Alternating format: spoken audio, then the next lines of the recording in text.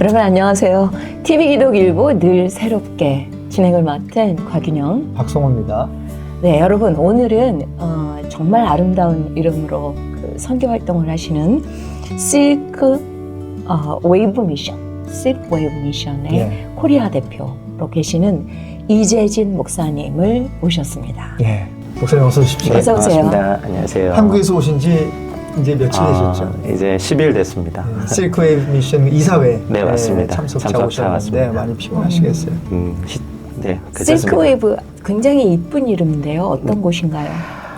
네, 이름은 예쁜데요. 저희는 이제 2006년도에 중동을 다녀오신 평신도 성도님들이 다녀오셔서 너무 도전을 받으셔서 시작된 작은 기도 모임에서 시작된 선교회입니다. 그래서 2006년도 말에 이제 지금의 대표이신 김진영 대표 선교사님께서 여기 결합하시면서 정식 선교 단체가 되어서 그때부터 지금까지, 그때는 터키였죠. 지금 튀르키예라고 하는데 튀르키예를 중심으로 그 주변 국가들, 아랍 국가들의 이제 연합 기도 운동, 그다음에 교회 개척 운동, 또 선교적 교회 운동들을 감당하고 있는 이제 17년 차 선교 단체입니다. 17년 차 뭔가 이렇게 커져 있는 느낌인데요. 제 연차를 말씀드렸습니다. 네. 많이 커져 있는 그런 느낌이에요. 이름도 예쁜데 내용이 정말 예쁘네요. 네. 그리고 제가 알기로는 우리 실크웨이브 미션이 연합 기도 운동으로 시작이 됐고, 사실 저 또한 2010년 트리키에, 그땐 터키였죠. 거기서 연합 중보 기도회가 있었어요. 네, 맞습니다. 그때 제가 제 아내와 함께 참석했던 기억이 있는데 그러셨군요. 참 많은 은혜 받고 또 정말 놀라운 성령의 역사가 그때 있었죠. 벌써 네, 맞습니다. 14년 전이네요. 2010년 에베소 집회를 말씀하시는 것이죠. 네, 맞습니다. 네. 근데 이렇게 그러면은 이제 직접 이걸 시작하신 건 아니고 합류를 하신 거잖아요. 네, 맞습니다. 원래는 USA가 먼저 시작이 됐고요. 저희 코리아는 약 7년 전에 시작이 되는데, 저는 이제 중동에서 김진영 선교사님을 2006년도부터 뵈가지고 그게 인연이 돼서 그때 오셨던 연합 에베소 집회 전에 이제 2007, 2008, 2009, 2010년도가 이제 에베소 집회였는데 계속해서 연합기도 운동을 터키에서 같이 선교했었습니다. 이어서 네. 그때 거기 계셨습니다. 네, 맞습니다. 그때 중보기도 왠지 어디서 뵌 그래서 열심히 아니시죠? 기도하고 있었습니다. 네. 그러셨구나. 네. 근데 이렇게 아름다운 사역들을 하시는 분들 보면 남다른 어떤 주님과의 만난 그쵸. 그런 그게 있단 말이죠. 은혜의 스토리가 있고, 그렇죠. 부르심의 이야기. 저희는 또 그걸 여쭙지 않을 수가 없어요. 네. 듣고 싶거든요. 어떠신가요? 은혜가 있기 전까지 고난이 사실은 먼저 있지 않습니까? 근데 그래요?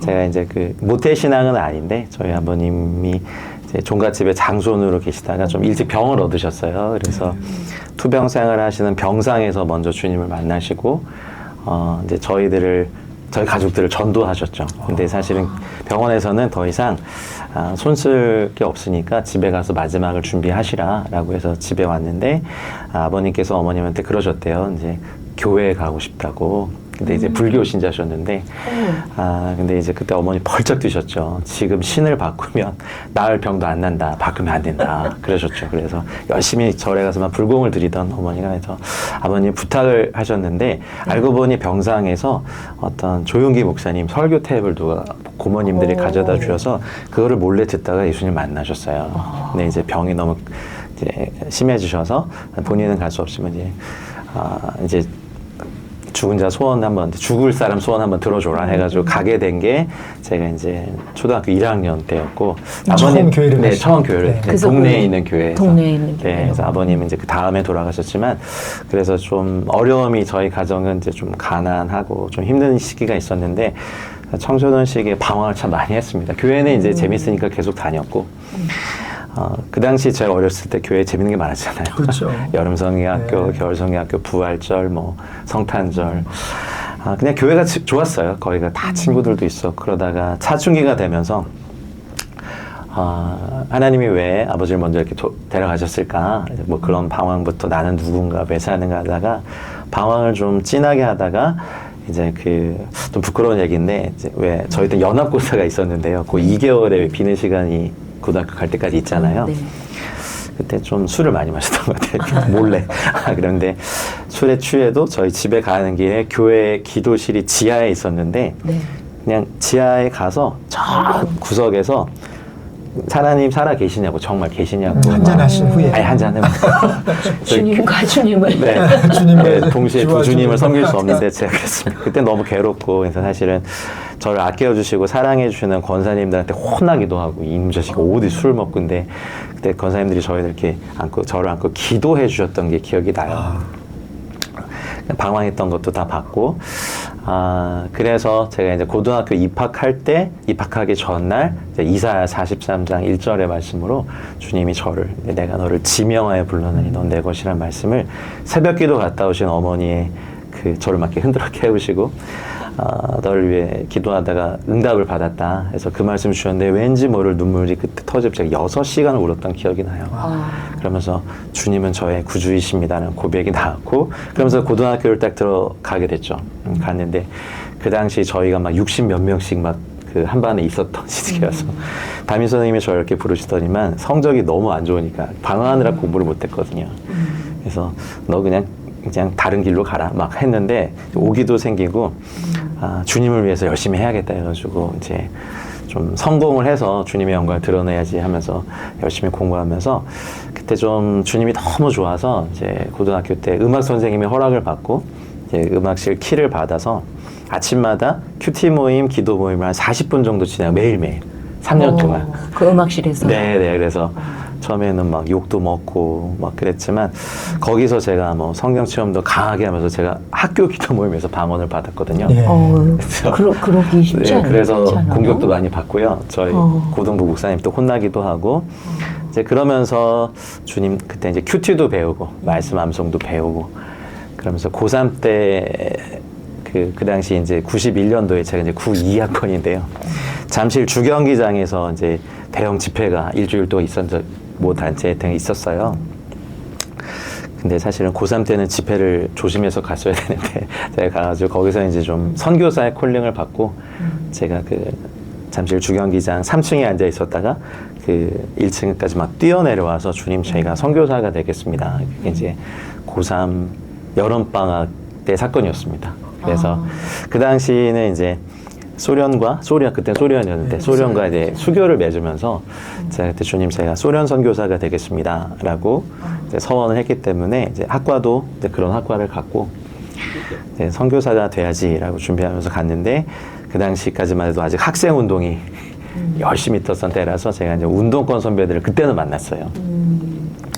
그래서 사실은 그동안은 이제 교회 오빠로 이렇게 자라다가 거리에서 세상에서 또 사회의 부조리들을 보면서, 사실 20대 초반의 젊은이가 뭘 그렇게 알겠습니까만은 그때는 좀 피가 끓었던 것 같아요. 그래서 거리에서 데모도 나가보고 학습이란 것도 해보고, 근데 하나님이 대학교 2학년 여름방학 때 다시 저를 콜링 하시더라고요. 내 나라는 이 세상에 속한 것이 아니다. 내 나라가 이 세상에 속한 것이라면 내 종들이 싸워서 이렇게 취할 것이다 라는 말씀을 주시면서, 제가 이제 운동권 선배들과 결별을 하고 이제 군대에 가서 좀 회복하는 시간을 갖고 나왔는데, 그때 IMF가 터졌습니다. 그래서 선교사가 될 꿈을 버리고 한 4년 정도 그 당시 취업할 데가 없으니까 벤처 회사를 차려서, 말이 좋아 벤처지 그냥 회사를 시작하고, 이제 그 당시 뭐 온라인 교육 이런 사업을 하면서 좀 잘 나갈 뻔 했었습니다. 실제로 좀 잘 나갔는데 하나님 다시 부르시더라고요. 그래서 그때부터 서원하고 헌신하고 제 주의 길을 걸어왔습니다. 그것이 좀 짤막한 저의 스토리입니다. 네. 근데 네. 잠깐 질문이 생겼어요. 중고등학교 때 이미 이제 체험을 했고, 네. 예수님을 인격적으로 만났고 그랬는데, 연합고사를 보고 나서 그 2달 동안 무슨 일이 있었길래 교회 지하실 기도실까지? 중학교 때는 그냥 교회가 즐거워서 나갔고요. 친구들도 다 있고 그래서 그냥 뭐 믿음의 체험이나 이런 건 없었는데, 어떻게 보이실지 모르겠지만 좀 감성적인 분이 많아서 방황을 좀 했습니다. 그래서 이제 고1 올라가면서 제가 주님을 만났고, 그냥 좀 방황했죠. 뭐 공부하는 의미도 잘 모르겠고, 교회는 다녔지만 뭐 미래에 대해서 설교해 주신 분도, 저를 이끌어 주신 분도 없었기 때문에 사실 집도 좀 힘들었고 경제적으로도 그렇고, 그래서 하나님이 계신지 모르겠더라고요. 그래서 그렇게 열심히 기도했는데 아버지를 데려간 분이 하나님이라고 하니까 믿고 사실 철이 없었죠. 네. 겪을 만큼 겪으셨네요. 조금 일찍 겪었습니다. 네. 저 갑자기 왜 지난주에 저희가 그 보내드렸던 뻔돌무산이 생각이 날까요? 뻔돌무산. 예. 뭐 다 우리가 다 뻔순이 뻔돌무산의 여정인 거죠. 예. 네, 그런 그 아픔을 또 겪고 고민을 네. 겪고 그리고 또 서셔가지고 지금 이 자리에 이제 선교사님으로 오신 거잖아요. 네. 근데 한국에서 사역을 하신다고 제가 알고 있는데 네. 이번에 그러면은 이저 실크 웨이브 미션. 네. SWM 이렇게 이제 그 코리아 대표로 오신 거죠 지금? 실은 그렇게 해서 주님께 돌아오고 이제 신대원을 가고 이제 전도사 네. 사역을 하다가 주님께서 좀 중국 선교사로 콜링을 하셨어요. 그래서 중국에 이제 횟수로 7년, 한 6년 반 정도. 중국 어디에 계셨어요? 저희 베이스는 상하이에 있었고요. 네, 상하이를 기점으로 이제 화중, 화서, 화남 지역을 이렇게 도는 순회 사역하고 제가 이제 그 이제 가정교회의 한 네트워크와 좀 연결이 돼서 농국민 가정교회 네트워크와 연결이 돼서 리더십 훈련하는 것들에 참여하고 나중에는 좀 이제 관시가 생기고 난 다음에는 관계를 열어주잖아요. 그때는 이제 중국 다음 세대 선교사 훈련에 참여하면서 중국 교회 저력을 좀 보고 사실은 공안이 들이닥치기 하루 전날 좀 철수하게 됐습니다. 와. 네. 어떻게 미리 하셨어요? 좀 정보를 준 저희 가정교회 부서가 미리 좀 전해주셔서 급하게 철수하게 됐습니다. 가정교회 조직이 무섭습니다. 무섭습니다. 예. 그분들 왜, 그 알아야 되니까 그렇죠. 그러니까. 그러면 그런 와중에 그 실크웨이브 미션은 어떻게 만나셨어요? 그러니까 아까 말씀드린 그 예. 2006, 7, 8, 9, 10 그 기간에 제가 이제 튀르키예에서 선교를 배웠고 그때 이제 연합 기도운동을 참여하면서 그 당시 이제 실크웨이브 미션이 이제 우리로 치면은 한국교회로 치면 한기총 같은 택이라는 터키 교회 연합회하고 MOU가 맺어져 있어요. 그래서 터키의 81개 주 중에 교회가 가정교회라도 단 한 교회라도 없는 지역에 이제 개척자를 파송하고 돕고 같이 연합하는 일들을 그때도 했거든요. 그래서 선교를 처음 배운 건 사실은 터키였고요. 그래서 이제 에베소를 마지막으로 이제 내가 할 일은 다 했다라고 해서 그 당시 이제 중국으로 부르신 것도 있어서 더 넘어갔는데 철수하고 왔을 때 하기 전에 2016년도에 그 연합기도회가 한 번 더 있었어요 터키에서. 예. 그래서 갔더니 이제 난민들이 있는 거죠. 난민교회 지도자들과 이제 MBB라고 하는 이제 무슬림 백그라운드 빌리버들 개종자들이 있는 걸 보고. 또 개종자들 중에 이제 MBD라고 하는 무슬림 백그라운드 디사이플 제자들이 있고 그들이 이제 처치 플랜터로 교회 개척자로 또 미셔너리로 헌신하는 걸 보고 조금 충격을 받았어요. 개종하는 제가 이제 터키에 있을 때는 개종하는 거를 본 적이 거의 없거든요. 근데 이제 시리아 난민들 그리고 북이라크의 난민들, 쿠르드족들, 그다음에 이란 교회 지도자들, 그리고 이제 이집트에서 파송돼서 온 이집트 선교사들이 연합해서 기도 모임을 하는 것을 보고 좀 적지 않은 충격을 받는 걸 보신 저희 김진영 선교사님께서 이 선교사 실은 이제 한국에 코리아 지부를 세우는데 당분간 좀 책임을 맡아줬으면 좋겠다라고 말씀하셔서 네 그러면은 처음에 좀 머슴처럼 일하겠습니다고 했는데 제가 계속 본부 사역을 하게 되는 계기가 됐습니다. 예, 코가 끼우셨고. 맞습니다. 안 빠집니다, 그게. 아무튼 이런 모든 그 선교 사역의 여정 가운데서 하나님이 우리 목사님의 손을 꼭 붙들고 이렇게 한 단계 한 단계 그래서 여기까지 이제 오시게 된 것 같은데 이런 모든 이런 어떠한 모빌라이제이션 이렇게 동원하는 그 사역을 하는 가운데 그 청년이라고 하는 어떤 그것이 좀 우리 목사님의 마음에 있지 않나라는 생각을 하게 돼요. 그래서 네, 청년 사역과 이 실크웨이브나 또 중국에서 하셨을 때 어떠한 그 연관성이 있는지 또 어떠한 청년 사역에 대한 스토리가 있는지 좀 나눠주시죠. 한국에 있을 때는 그 어게인 1907 연합기도 운동이라는 것에 좀 참여를 해서 하나님께서 뭐 연인원 100만 명 이상의 청년들을 모아주신 것을 봤습니다. 근데 그 불이 또 열방으로 퍼져나가는 것에는 거긴 반드시 선교가 있어야 하고 또 청년들은 사실은 뭐 진로, 결혼, 뭐 유학, 뭐 그런 것이 사실 관심이 많잖아요. 근데 청년들이 비전을 발견하고 소명을 발견하면 누구나 다 하나님 나라에서 사용받기 원하는 갈망이 있고 저도 그랬고 그래서 그런 것들을 던져주는데 실크웨이브 미션은 참 독특한 단체인데요.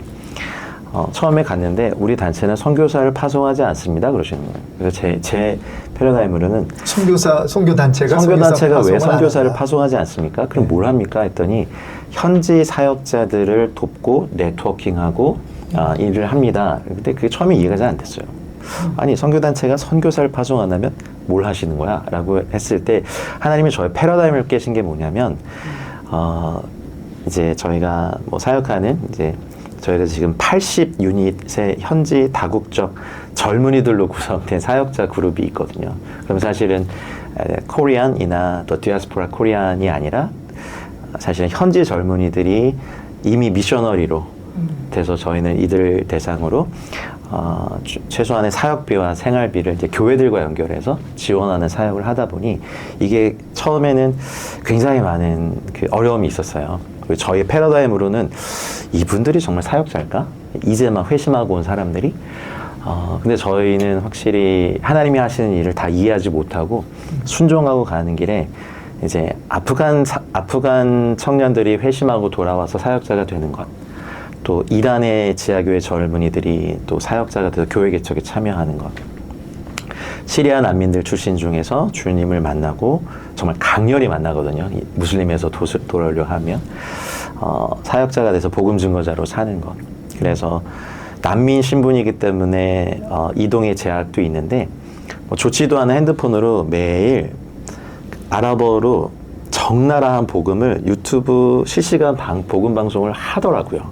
그래서 이제 사실은 90몇 %는 욕이고 살해 협박인데 거기서 연결된 사람들과 만나서 이제 온라인 줌 모임을 갖고 복음을 전하고 그러면서 지역의 교회가 개척이 되는 걸 보면서 저희가 이제 신학교 때 배운 미시오데이 하나님의 선교란 개념은 이런 거구나를 봤던 어떤 전환이었죠. 그래서 한국의 젊은이들을 이제 한어권 젊은이들을 동원하는 건 약 3년 전부터 하고 있었는데 지금은 이제 중동권의 젊은이들 그리고 이제 앞으로의 비전과 꿈을 매서 갖고 있는 게 뭐냐면 요즘에 알게 되면 동남아시아의 제3국의 젊은이들이 일어나는 거를 보고 좀 적잖은 충격을 제가 요즘 받고 있습니다. 그래요? 네.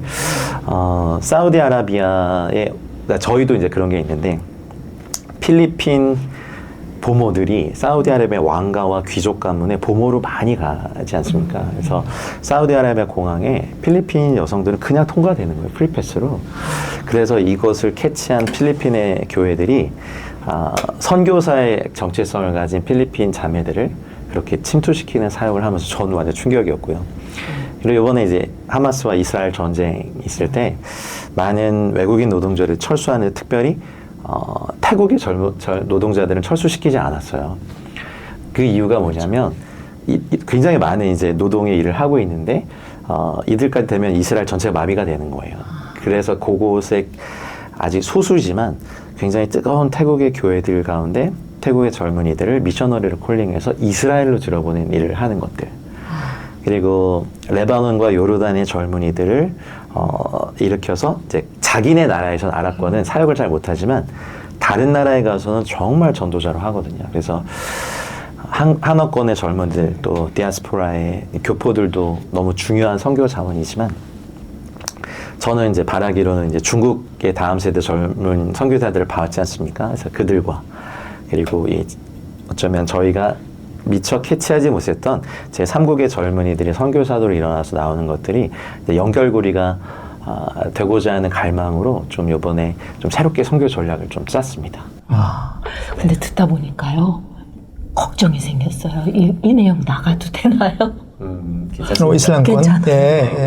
뭐 특정 뭐 인물이나 우리가 요즘에는 한국에도 필리핀에서 많이 일하실 분들이 들어오신다고 들었어요. 네, 맞습니다. 근데 또 그쪽 아랍 쪽에도 그렇게 가시는군요. 네. 지금 목사님께서 미시오데이 하나님의 선교, 그러니까 하나님께서 우리가 하기도 전에 하나님께서는 이미 그 지역에서 몰랐습니다. 일을 하고 계시고 그리고 그 하고 계신 하나님 또 성령의 그 역사를 캐치하는 게 우리의 전략인데 제가 보니까 실크웨이브 미션은 또 기도하시는 분들 또 기도가 가장 키가 아닌가 생각이 돼요. 그래서 아마 제가 알기로는 이 주중에도 이렇게 온라인 통해 가지고 그 온라인 기도회가 있는 걸로 알고 있어요. 그래서 실크웨이브 미션 SWM은 사실 기도에 뭐가 있겠어요? 그렇죠? 그래서 기도를 통해서 하나님이 하시는 일을 읽어내고 그것을 또 전략적으로 또 이미 하나님께서 하시는 거기에 동참하면서 하니까 이게 선교가 안 될 수가 없죠. 어떤 면에서는. 어떻게 이렇게 놀라운 일들이 곳곳에서 생기나 모르겠어요. 지금 뭐 마지막 방송을- 때고 맞습니다. 그리고 이제 신랑 되신 예수가 이제 오실 생각지도 날이 못한 그런 사역에 또 이 영역들이 있으시네요. 그럼요. 아마 오늘 그 뭐 이슬람권에서 일어나는 그런 일들 아까 말씀하셨던 그 뭐 어디에요? 이란이나 이집트에서 지금 개종되는 그런 이야기들도 저도 이렇게 들어보면 정말 뭐 꿈에 예수는 나타나시고 그건 너무 일반적으로 뭐 나타나는 그건 일반적으로 일이죠. 나타나는 네. 거고.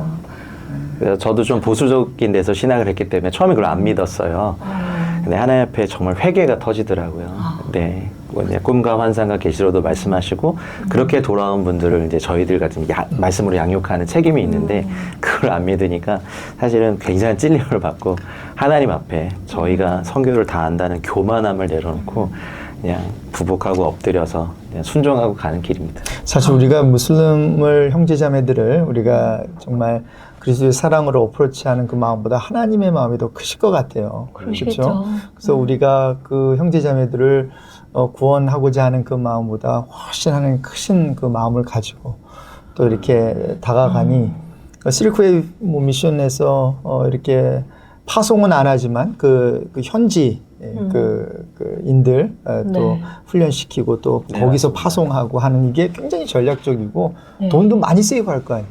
그렇습니다. 언어도 뭐 언어도 문제가 없고요. 그렇죠. 문화도 다 적응되어 있고 그 베이스가 또 기도시니까 가능한 것 같고 아까 말씀하신 중에 다 이해되지 않아도 순종하고 가는 중입니다 하는 말씀을 하셨는데 제가 오늘 그 자세를 좀 배워야 돼요. 예. ING 중입니다.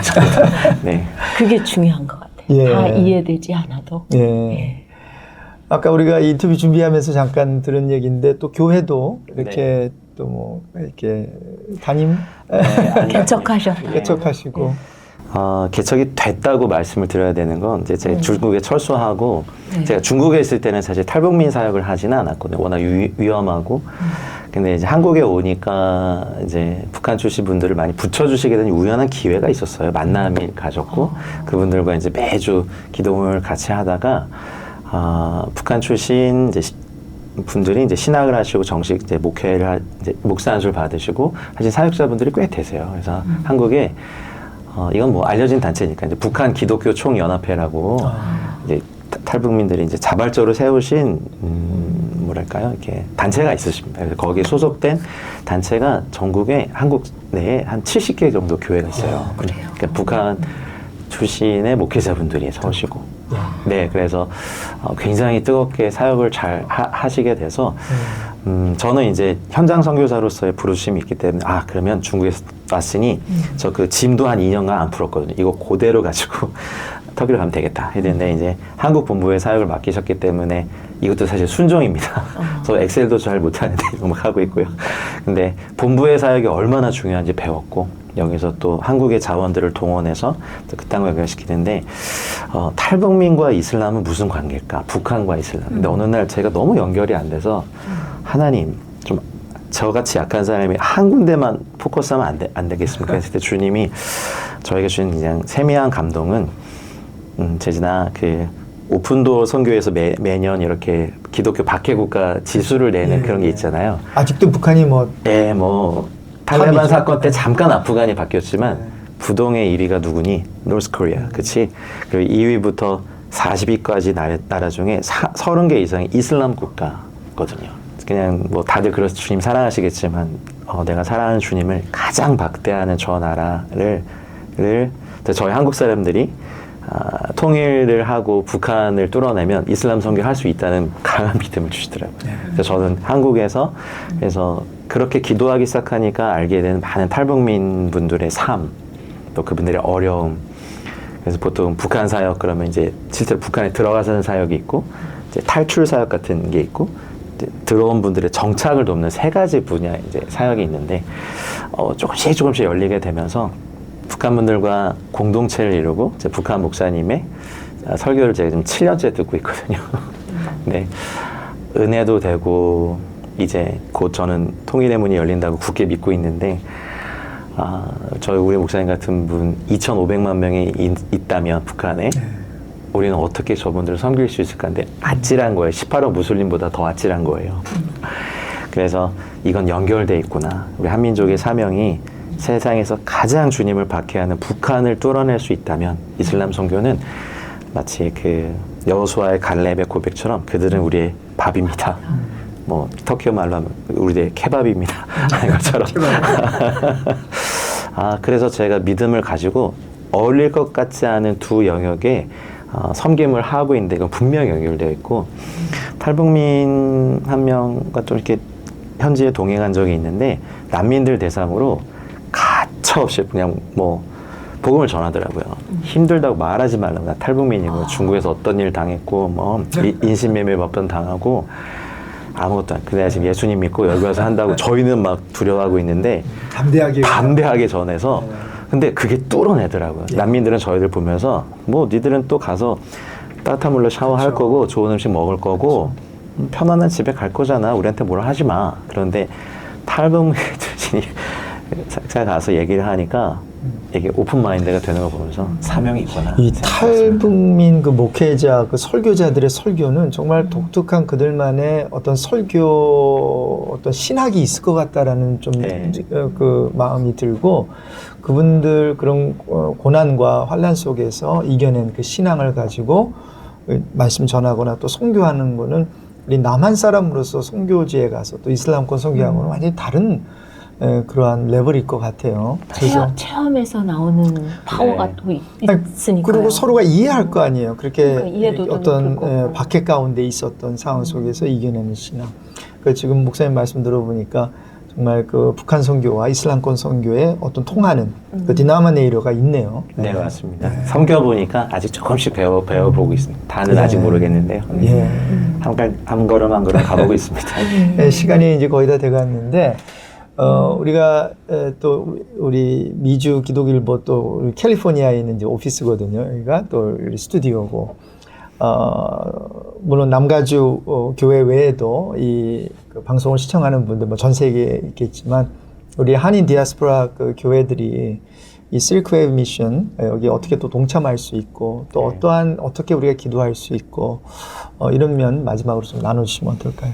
네, 저희는 그 가장 중요하게 생각하는 건 어쨌든 연합 기도입니다. 그래서 한국과 미국에서 그 코로나 팬데믹 이전에는 이제 오프라인 기도음이 항상 있었고요. 근데 코로나를 거치면 다 온라인화 됐지만 한국은 화요일 저녁에, 미국은 이제 목요일 저녁에 항상 온라인으로 참여할 수 있는 유튜브 채널을 통해서 검색하실 수 있고요. 그리고 기도와 사실 기도의 부분을 제일 저희가 감사히 여기고 그리고 현지에 방문하셔서 저희 근데 CP들이 난민 사역자들이 개척한 수많은 가정교회 네트워크가 있습니다. 그래서 뭐 보안만 잘 유지가 된다면 그냥 그런 교회들을 같이 방문하셔서 현장을 보시고 또 현장과 연결이 돼서 끊임없이 계속해서 돕는 일을 하신다면요. 지금 저는 분명히 마지막 때 하나님께서 이슬람권의 대추수를 이렇게 믿고 거기에 동참하실 수 있으리라 믿습니다. 한국은 저희 또 한국 본부가 있으니까 한국에 계신 분들은 저희에게, 미주에 계신 분들은 미주 본부에 연락해 주시면 될 것 같습니다. 그러면 유튜브 검색창에다가 실크웨이브 미션 하면 유튜브 채널과 소식을 받아볼 수 있는 여러 가지 채널이 있습니다. 네. 예. 그리고 또 실크웨이브 미션 아까 잠깐 말씀드렸지만 그 난민 그쪽 그 교회 또 우리가 후원할 수 있고, 그렇죠? 네, 그렇습니다. 그래서 채널이 열려 있습니다. 그쪽에 어떠한 생활이 될 수 있도록 그래서 이렇게 매치해 주신다 그랬잖아요. 근데 그런 사역도 굉장히 중요할 것 같고, 우리가 기도만 할 게 아니라 우리의 물질로 또 각 교회에서도 또 이렇게 매칭해가지고 이렇게 후원하는 그런 것도 혹시 관심 있으신 분들은 우리 실크웨이브 미션 USA로 연락하시면 또 도움을 주시면 또 큰 또 하나님께 영광이 되겠네요. 네, 맞습니다. 때때로 이렇게 방송을 진행을 하다 보면 굉장히 감동이 되고 막 이런 때가 있잖아요. 근데 오늘은 어떤 느낌이 드냐면 굉장히 부끄럽다 이런 느낌이 들어요. 왜냐하면 보이지 않는 곳에서 힘든 사역들을 해내시는 분들이 계신데 잊고 살잖아요. 그러니까 눈에 안 보인다고 잊고 사는데 아 그냥 저도 그 실크 웨이브 미션 한번 들어가 보고 기도라도 뭐라도 그럼요. 할 수 있으면 한 번이라도 좋겠다. 같이 이분들과 함께 온라인에서 기도한다 그러면 그게 아주 귀한 일이 되겠죠. 네. 최고의 동역이 되실 겁니다. 아, 참 귀한 시간 이렇게 내주셨고 또 한국에 언제 돌아가시나요? 내일 모레 들어갑니다. 바쁘신 일정 중에 이렇게 시간 내주셔서 저희 TV 기도 길고 늘 새롭게를 찾아주셔서 감사하고요. 네. 오늘 실크 웨이브 미션 코리아 우리 대표이신 이재진 목사님 모시고 귀한 대화 나눴습니다. 우리 다음 우리 찾아뵐 때까지 여러분 건강하시고요. 또 우리 이슬람권 선교를 위해서 여러분 기도 많이 해주시고 또 많은 후원을 부탁드리겠습니다. 이때까지 지금까지 진행의 박성호 곽윤영이었습니다. 여러분 안녕히 건강하십시오. 계십시오.